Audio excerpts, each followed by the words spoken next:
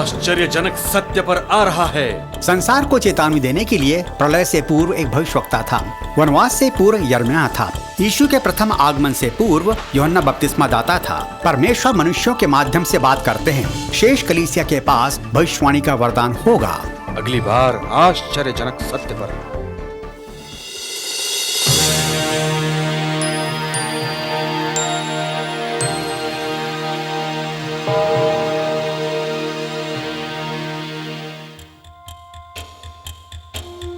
हमारे संसार का कितना समय बाकी है?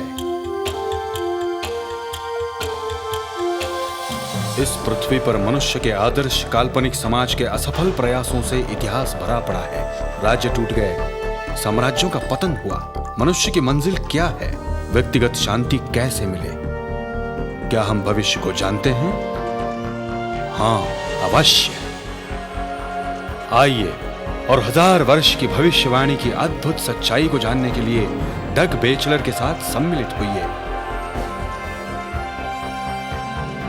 तो प्रस्तुत है 1000 वर्ष की भविष्यवाणी। ख्रीस्त ने अपने शिष्यों को नई वाचा के चिन्ह स्वरूप एक प्याला अंगूर का रस दिया, जो कि अखमीरी था। ऐसा नहीं लिखा कि वे मदमस्त हो गए। यह मदिरा जो वह स्त्री पीती है वह नशीली है, इसे सड़ाया गया है, यह मदमस्त करने वाली है। यह शैतान के दूषित सिद्धांत की प्रतीक है, जिसने मसीह जगत के एक बड़े भाग को मदमस्त किया है। मित्रों, बात को छिपा कर रखने का कोई अर्थ नहीं। मुझे स्पष्टवादी होना है। यदि आप उस कलीसिया के अंग हैं जो कहती है कि 10 आज्ञाओं को मानने की चिंता मत करो, परमेश्वर इस विषय में कठोर नहीं है, आप बेबीलोन में हैं। यही शैतान की शिक्षा है। यदि आप उस कलीसिया के अंग हैं जो आपको सिखाती है कि मरने के बाद आप सीधे स्वर्ग अथवा नरक में जाते हैं, अर्थात न्याय के दिन से पहले, पुनरुत्थान से पूर्व, यह अन्य जाति का विश्वास है। यह बेबीलोन की मदिरा है। यदि आप उस कलीसिया के अंग हैं जो बताती है आप पानी उंडेले या छिड़के जाने से अपेक्षाकृत ख्रीस्त की तरह बपतिस्मा पा सकते हैं, तो ऐसा सिद्धांत शैतान का है। यह कुछ मदिरा का अंश है। ये कुछ ऐसी बातें हैं जिनसे लोग मिथ्या शिक्षा से मदमस्त किए गए हैं। यह शायद 13 अध्याय में बताता है, बेबीलोन जो सब राज्यों का शिरोमणि है और जिसकी शोभा पर कसदी लोग फूलते हैं, वह ऐसा हो जाएगा जैसे सदोम और अमोरा। जब परमेश्वर ने उन्हें उलट दिया था, वह फिर कभी न बसेगा और युग युग उसमें कोई वास नहीं करेगा।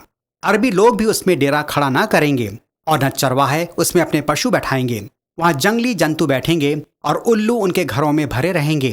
वहां शुतुरमुर्ग बसेंगे और लंपट व्यक्ति वहां नाचेंगे। यह कभी आबाद नहीं होगा।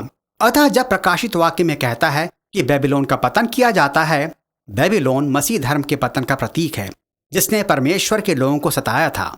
तीसरा स्वर्गदूत कहता है, उत्तर स। फिर इन 2 स्वर्गदूतों के बाद एक और स्वर्गदूत ऊंची आवाज में कहता हुआ आया, जो कोई उस पशु और उसकी मूर्ति की पूजा करे और अपने माथे या अपने हाथ पर उसकी छाप ले, तो परमेश्वर के प्रकोप की चोखी मदिरा जो उसके क्रोध के कटोरे में डाली गई है पिएगा। बाइबल में सबसे भयानक पाप उन पर घोषित किया जाएगा जो उस पशु की आराधना करते हैं और उस पशु के चिन्ह को स्वीकार करते हैं। इसलिए हम जाने कि हम सत्य संगति में हैं। प्रश्न क्रमांक 9, परमेश्वर की कलीसिया किसे यह संदेश प्रचार करेगी? उसके पास पृथ्वी पर रहने वालों की हर एक जाति, कुल, भाषा और लोगों को सुनाने के लिए सनातन सुसमाचार था। संसार के इतिहास में सुसमाचार के लिए इतने द्वार पहले कभी नहीं खुले थे जितने आज हैं। जब हम भारत गए, हमने एक भवन को किराए पर लिया जिसमें लगभग 500 लोगों के बैठने की व्यवस्था थी, और आश्चर्यजनक सत्य लोगों के पास पहुंचा और हमने कहा, किसी ऐसे स्थान की व्यवस्था कीजिए जहां कम से कम 1000 लोग बैठ सकें। हमें एक भवन कक्ष मिला जहां 1600 लोग बैठ सकते थे, जहां तिल धरने को भी स्थान नहीं था और लोग गलियारों में खड़े रहते थे। अचानक लोगों के हृदय खुल गए।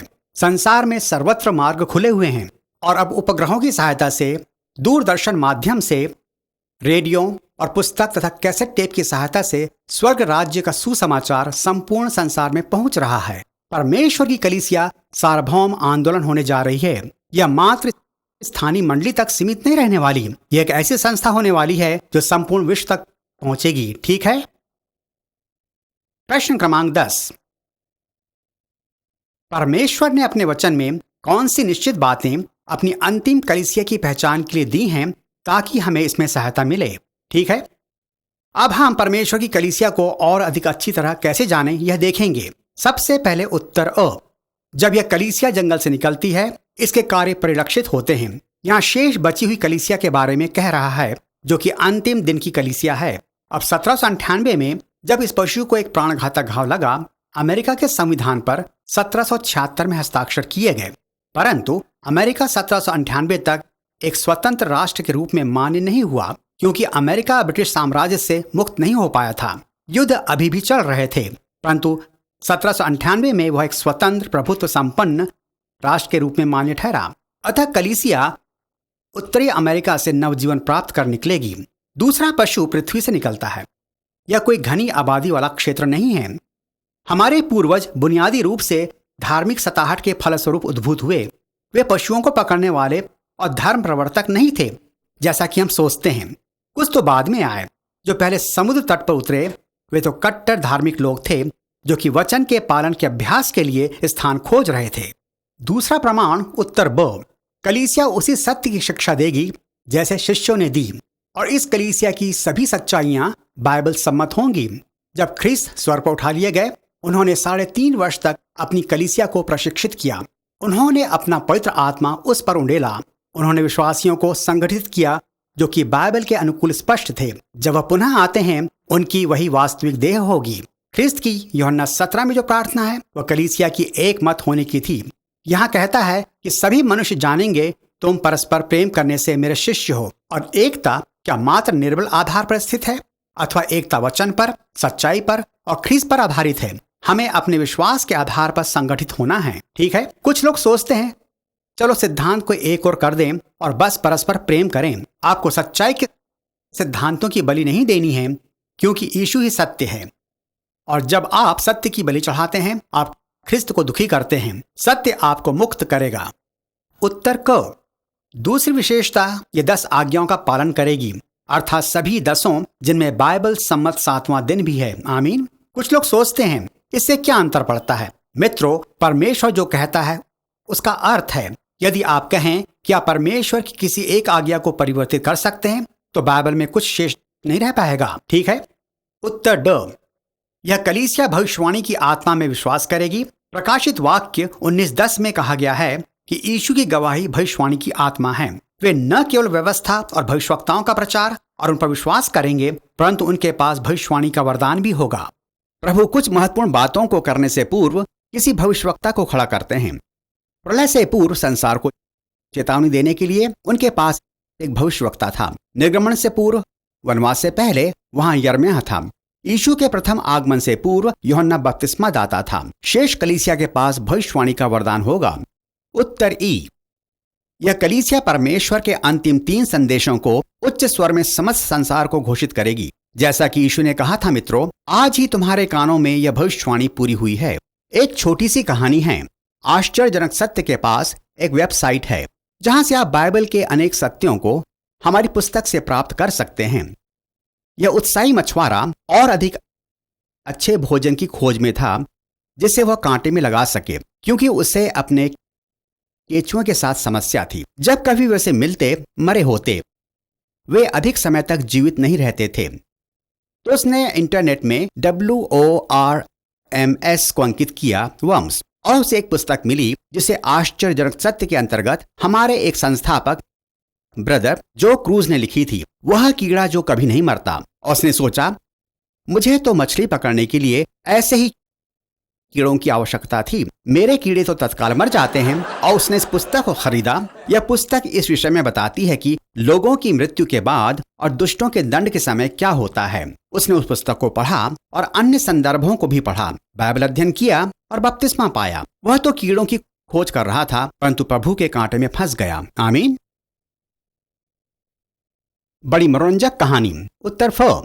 यह एक सार्वभौमिक आंदोलन होने जा रहा है, पर आज अनेक सामुदायिक प्रार्थना सभाएं उभर रही हैं और उनके सिद्धांत भ्रामक और अस्पष्ट से हैं।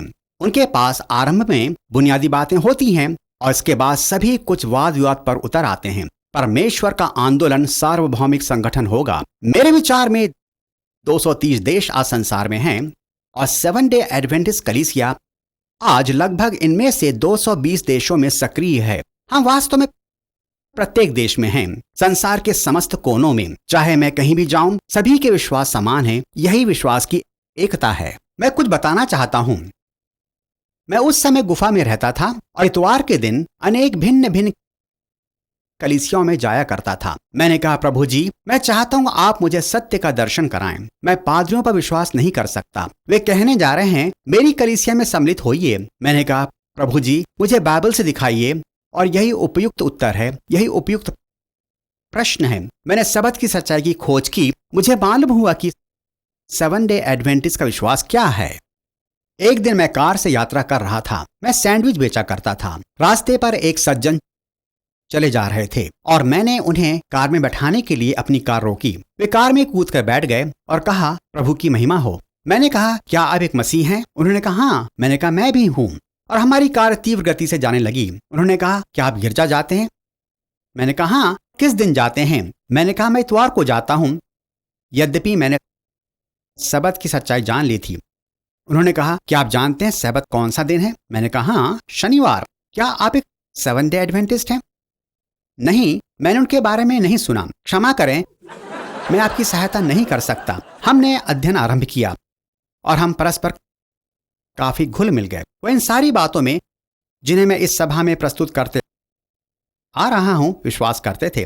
परंतु मैं अपनी अवन में सैंडविचों को गर्म रखना चाहता था। हम एक स्थान पर जाकर बैठ गए और साथ साथ अध्ययन करने लगे। मैंने पूछा, आपको यह सारी जानकारी कहां से मिली? उन्होंने कहा, यह तो बाइबल में है। प्रभु ने उस दिन मेरे मन पर बहुत प्रभाव डाला।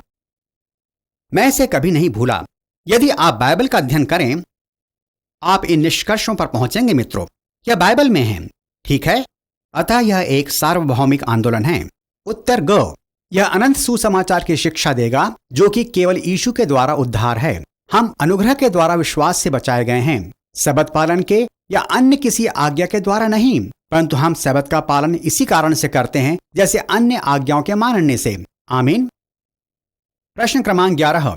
यीशु आपको ये 7 भविष्यवाणी विषयक बातें बताते हैं और फिर कहते हैं, जाओ मेरी कलीसिया की खोज करो। वह आपकी कलीसिया के संदर्भ में प्रतिज्ञा करते हैं। यदि तुम ढूंढो तो तुम पाओगे। आपको ढूंढने के लिए जिज्ञासु होना है। हम परमेश्वर के वचन में ढूंढते हैं। आप प्रार्थना के द्वारा खोज सकते हैं, परंतु परमेश्वर का आत्मा आपका नेतृत्व कभी विरोध में नहीं करेगा और न ही अपने वचन के विरोध में। जाइएगा मत, हम बस थोड़ी ही देर में हाजिर होते हैं।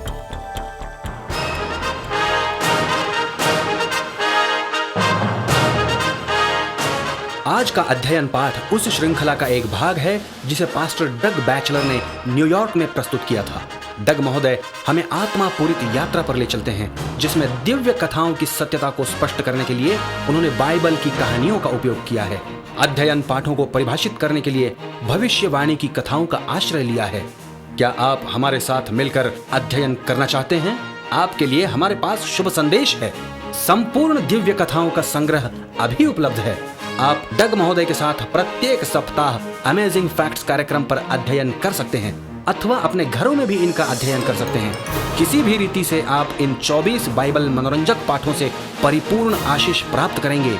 अपने निःशुल्क पाठों को प्राप्त करने हेतु तथा भविष्यवाणी की दिव्य कथाओं के अध्ययन को आरंभ करने के लिए कृपया लिखें अमेजिंग फैक्ट्स, प्रधान डाकघर, बॉक्स नंबर 17, पुणे 411001, महाराष्ट्र। निसंदेह आप अपने निर्णय पर अवश्य संतुष्ट होंगे।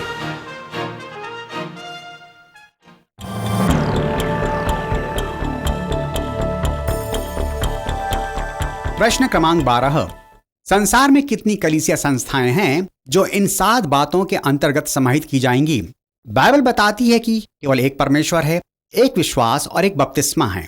ख्रिस्त के आगमन से पूर्व मसीह जगत में एक आंदोलन होने जा रहा है और प्रत्येक व्यक्ति एक अथवा 2 समूहों की ओर आकर्षित होंगे। अभी प्रत्येक स्थान में परमेश्वर के लोग हैं। इनमें से कुछ लोग सोचते हैं कि चाहे किसी भी कलीसिया के सदस्य क्यों ना हो, कोई अंतर नहीं पड़ता। ठीक है, सभी नदियां अंततः सागर में समाहित होती हैं। समस्त कलीसियाएं स्वर्ग में प्रवेश करने वाली हैं। यह सच नहीं है। एक बार मैं कैलिफोर्निया से टेक्सास की यात्रा कर रहा था और अनेक किलोमीटर तक चलाता रहा और सोच रहा था कि मैं सुरक्षित अपने गंतव्य की ओर बढ़ रहा हूं। कुछ और किलोमीटर बढ़ने के बाद मैंने सूचना पढ़ी, लिखा था 10 पश्चिमी अंतर्राज्यीय मार्ग। खैर, टेक्सास तो पूर्व में है, परंतु मैंने स्वयं से ऐसा नहीं कहा। मैं बिल्कुल निश्चिंत हूं, मुझे पीछे मुड़ने की आवश्यकता नहीं। मैं टेक्सास कभी पहुंच नहीं सकता था, मैं तो पश्चिम की ओर जा रहा था, मुझे पीछे मुड़ना ही पड़ा। निश्चिंतता आपको वहां कभी नहीं पहुंचाती। मैं निश्चिंत था, परंतु जब मुझे ज्ञात हुआ कि मैं गलत दिशा की ओर जा रहा हूं, मैं पीछे लौटा, क्योंकि मैं अपने गंतव्य से दूर चला जा रहा था। और अनेक लोग सोचते हैं जब तक वे प्रभु से प्रेम करते हैं इसमें कोई अंतर नहीं पड़ता आपका विश्वास क्या है, क्योंकि आप जिस प्रकार की आराधना करते हैं आप वैसे ही बन जाते हैं। प्रश्न क्रमांक 13। अनेक संप्रदाय स्वयं को मसीही घोषित करते हैं, क्या इसका अर्थ यह है कि वह सच्ची कलीसियाएं हैं? यशायाह 4 में एक भविष्यवाणी है। उस समय यह अंतिम दिनों का आशय है। 7 स्त्रियां, एक स्त्री किसकी प्रतीक है? 7 स्त्रियां एक पुरुष को पकड़ेंगी, वह मनुष्य का एक पुत्र है। कौन है? वह यीशु है। कहेंगी कि रोटी तो हम अपनी ही खाएंगी। रोटी किसकी प्रतीक है? परमेश्वर के वचन की। और वस्त्र अपने ही पहनेंगी, वस्त्र धार्मिकता के प्रतीक हैं। केवल हम तेरी कहलाएंगी, हमारी नाम धराई दूर कर। कितना उपयुक्त दृष्टांत है। ये समस्त कलीसियाएं अंतिम दिनों में एक हो जाएंगी। वे कहेंगी हम तेरा नाम चाहती हैं, क्योंकि मनुष्यों के मध्य और कोई अन्य नाम नहीं दिया गया जिसके द्वारा हमारा उद्धार हो। धार्मिकता के संदर्भ में हमारी अपनी धारणा स्थापित करने जा रही हैं, परंतु हम स्वयं को मसीह कलीसिया कहलाने जा रहे हैं। ठीक है, वह भविष्यवाणी आज प्रमाणित हुई। परमेश्वर के पास एक आंदोलन है जिसके अंतर्गत वह लोगों को उस आधार की ओर लौटाने का आह्वान कर रहे हैं जो यीशु ख्रिस्त के वचन की चट्टान पर आधारित है। प्रश्न क्रमांक 14। जब किसी व्यक्ति को परमेश्वर की अंतिम कलीसिया का ज्ञान हो जाता है, क्या वह इसका सदस्य बने? बाइबल कहती है, और परमेश्वर ने कलीसिया में ऐसे लोगों को जो बचाए जाने चाहिए उन्हें सम्मिलित किया। अब बाइबल बताती है कि कलीसिया ख्रिस्त की देह है और हम प्रत्येक व्यक्तिगत रूप से उसके सदस्य हैं। अब अपने पास के दूसरे व्यक्ति की ओर मुड़िए। यदि यहाँ कोई ऐसा है जिसकी नाक हो, क्या इससे आप भयभीत होते हैं? यदि मुझे किसी को संबोधन करना है और कहूं ओ नाक की ओर देखो, आप इस पर ध्यान नहीं देते। परंतु यदि मैं कहूं देखो फर्श पर एक नाक है, यदि मैं कहूं मेरे एक नाक, एक उंगली, एक बांह फर्श पर देखें, आप में से कितने इस बात से ध्यानाकर्षित हो जाएंगे? यदि मैं कहूं फर्श पर पड़ी उस नाक पर ध्यान देने की कोई आवश्यकता नहीं, आप कहें अरे फर्श पर एक नाक है, आप जानते हैं उसे एक चेहरे की आवश्यकता है। और कुछ लोग सोचते हैं कि ख्रीस्त की देह के अंग हो सकते हैं और कलीसिया से पृथक कर दिए जाएं। नहीं, आप अधिक समय तक जीवित नहीं रहते। यदि आप जीवित रहना चाहते हैं, आपको परमेश्वर की जीवित कलीसिया का अंग होना आवश्यक है। जिस शिशु को जन्म के बाद यदि जंगल में छोड़ दिया जाए, वह भेड़िया का शिकार हो जाता है। छोटे मेमने को समूह में रहने की आवश्यकता है, आपको परिवार में रहने की आवश्यकता है। अतः हमें कलीसिया का अंग होना अत्यंत आवश्यक है। प्रश्न क्रमांक 15। अतीत में नूह के समय बचने के कितने उपाय थे? यीशु ने कहा, जैसा नूह के समय में था वैसा ही मनुष्य के पुत्र के समय में भी होगा। यहाँ लिखा है, विश्वास से नूह ने केवल एक ही जहाज अपने परिवार को बचाने के लिए बनाया। उसने प्रचार किया कि अंत का समय आ रहा है और बचाव का एकमात्र उपाय है।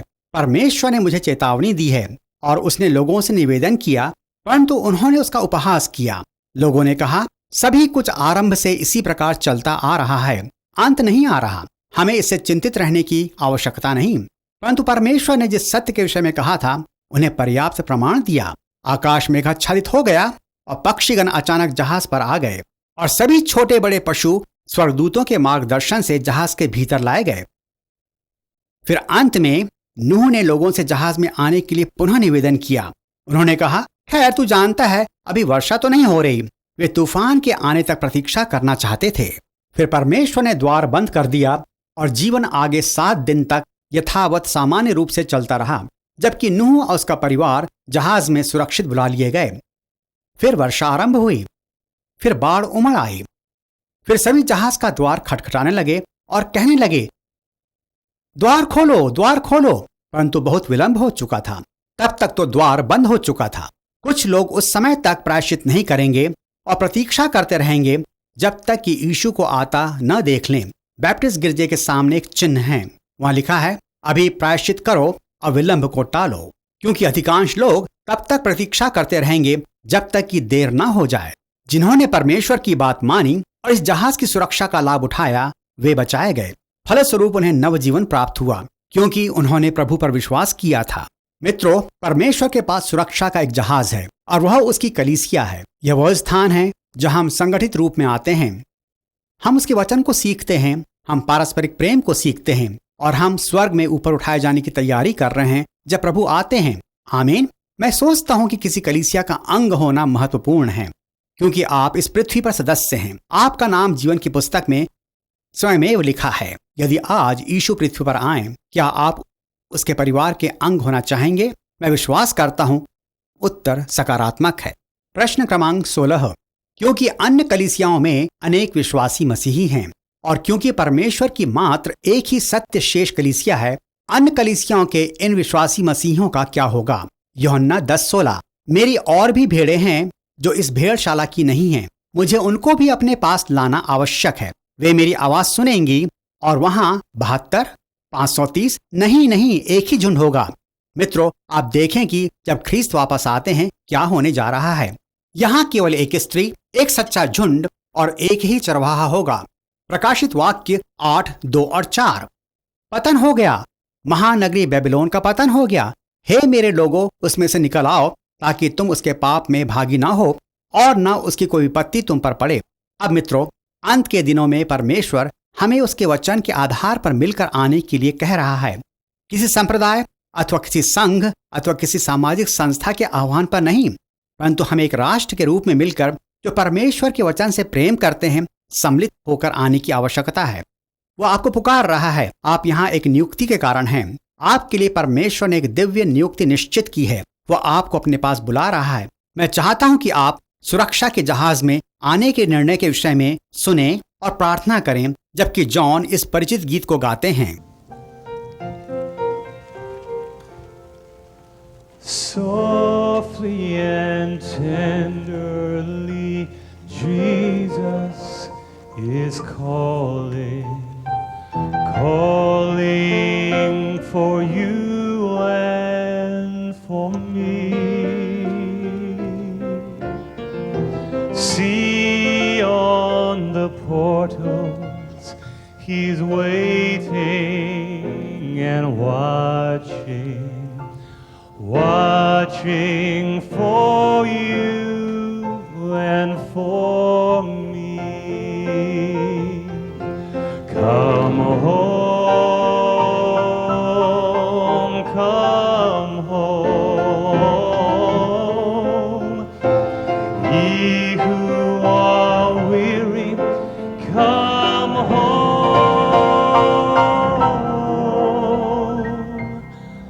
Earnestly, tenderly, Jesus is calling, calling, oh sinner, come home. कृपया प्रत्येक यहाँ कुछ क्षणों के लिए अपने सरों को झुकाएं। मैं आप सबों के लिए प्रार्थना करना चाहता हूँ। आप अपने निर्णय निर्धारण में संघर्षरत हैं। परमेश्वर आप पर बल प्रयोग नहीं करेगा, परंतु शैतान भी आपको नहीं रोक पाएगा। परमेश्वर ने यीशु को भेजा, तभी उसने आपके पक्ष में मतदान किया है। शैतान ने आपके विरोध में मतदान किया है, परंतु अब निर्णायक मत आपके पास है। मित्रों, आप सभी कुछ पा सकते हैं। आइए प्रार्थना करें। स्वर्गीय पिता, मैं प्रार्थना करता हूं कि ये आत्माएं इसी समय एक निर्णय लेंगी। इसकी चिंता नहीं वे कल अपना जीवन कैसे व्यतीत करेंगी, परंतु आज ही आएं और आप उन्हें कल के लिए सामर्थ्य प्रदान करें। हम ख्रिस्त के नाम में मांगते हैं, आमीन। मैं प्रार्थना करता हूं कि आप सबों ने यीशु के पास आने का निर्णय लिया है।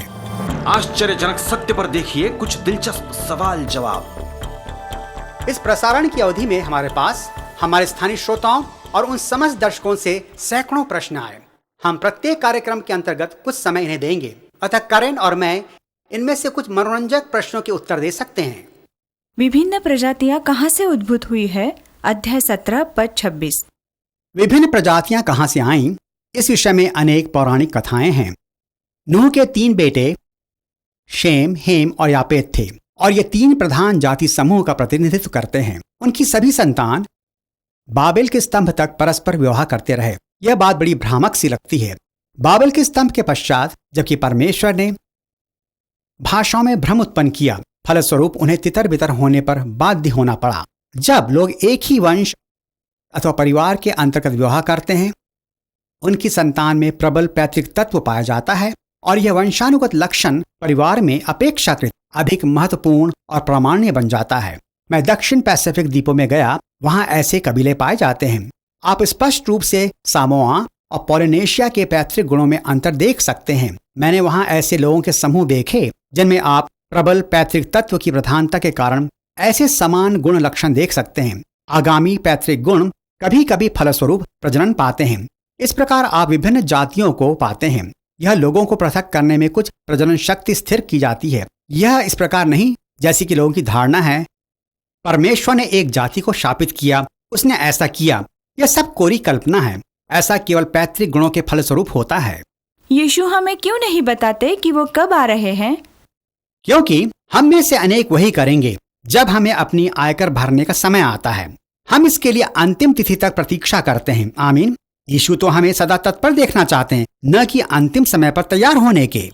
आइए हम अपने आगामी प्रसारण पर एक दृष्टि डालें। हमारे कुछ मित्र अभी भी स्वर्ण की खोज में लगे हैं। खेद का विषय तो यह है कि कुछ लोग संसार में अपनी आत्माओं को इस संसार के किंचित स्वर्ण के लिए बलिदान करने के लिए तैयार हैं, जबकि यह स्वर्ण स्वर्गराज में तुच्छ माना जाएगा। आमीन। वहाँ के मार्ग तो स्वर्ण निर्मित होंगे।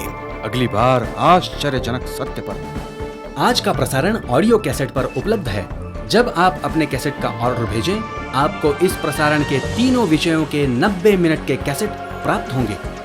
अपने कैसेट के ऑर्डर के लिए 100 रुपये का डीडी अमेजिंग फैक्ट्स, प्रधान डाकघर, बॉक्स नंबर 17, पुणे 411001, महाराष्ट्र को भेजें। टेप 17 के लिए निवेदन कीजिए।